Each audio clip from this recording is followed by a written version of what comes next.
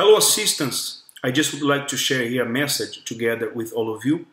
I want to be very quick and into this subject to help you all, right? Some of you, you are already as an assistant more than 10 years, 20 years in the church together with us, but it's always good to recap and learn so that we can help ourselves and help also the members, okay? So some people, they say, they have these questions actually. When we have like purpose like this, 21 days of the fast of Daniel, 40 days of the fast of Jesus for the first time in the UCKG, some people they say, but Pastor, what about my sexual relationship? Can sex break fast? When I'm fasting, should I abstain myself from having sex with my partner? What do you suggest me? Let us take a look there in the Word of God, chapter 1, on the 1 Corinthians, chapter 7. 1 Corinthians, chapter 7, on the verse 5. I want to share this with you. Do not deprive. Deprive means deny, to be far, to have distance, right? Do not deprive, do not have distance, do not deny one another. When you marry, we know that you become just one together with that person, right? Except with consent for a time, that you may give yourselves to fasting and prayer. This is important to know. When Apostle Paul, he's suggesting here, not as a commandment, he's suggesting, he said, well, if both of you, if you couple or just the wife who comes to the church, she's converted, the husband is not, or vice versa. If the wife decides to make a fast, first of all, it's important that you always share with your husband the reason why you are fasting. Or if he doesn't understand, it is important you to know this. Having sexual relationship with your husband during long fasts like this one, 40 days, will not break your fast. It will not break your fast. Yes, that's it. Maybe you thought, well, Pastor, I was even confused. Usually when couples, they have problems in their love life, in their sexual life, they never come to the pastor. They never come to speak to the pastor. They think that this subject should be ignored in the church, that should never be spoken. It's a completely wrong idea. Whenever you assistant or you know any member of the church who have this problem, who don't want to talk about it, they feel shy to speak about sexual life, you should tell them.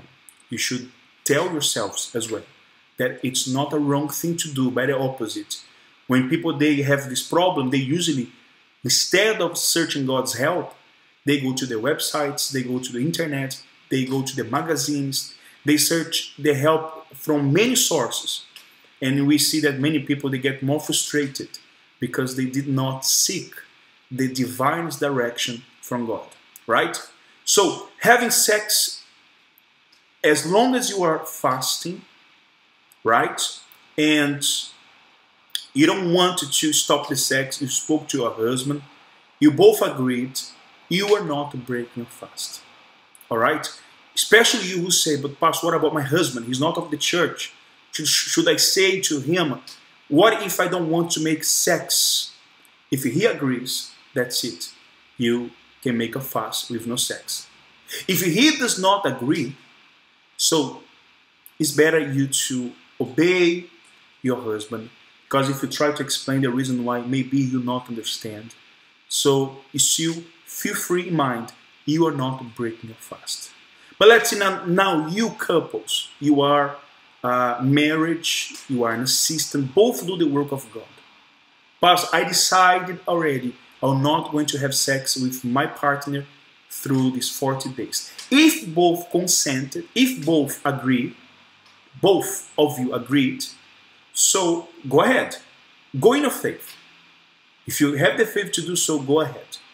But my suggestion is, as Apostle Paul says, except with consent for time, that you may give yourselves to fasting and prayer, and come together again, so that Satan does not tempt you because of your lack of self-control.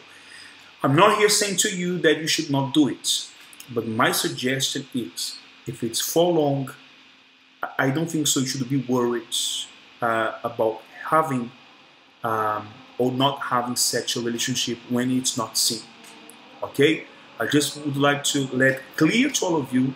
I hope that I could help you with this message.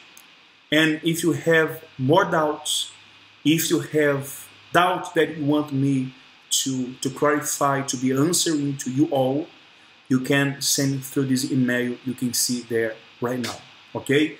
Of course, whatever you say, it's going to be private. We're not going to be announcing among any assistants. Understood?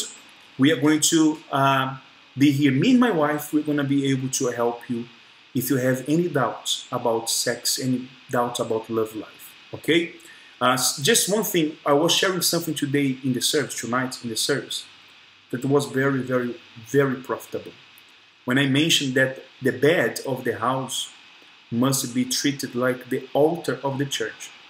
The bed of your house, where you sleep with your husband, is the altar of your house. Is the altar that we have in the church. In terms of respect, in terms of reverence, in terms of taking care of it, that you should take care of your sexual life. Yes, indeed. If you have the book Bulletproof, please read the book Bulletproof.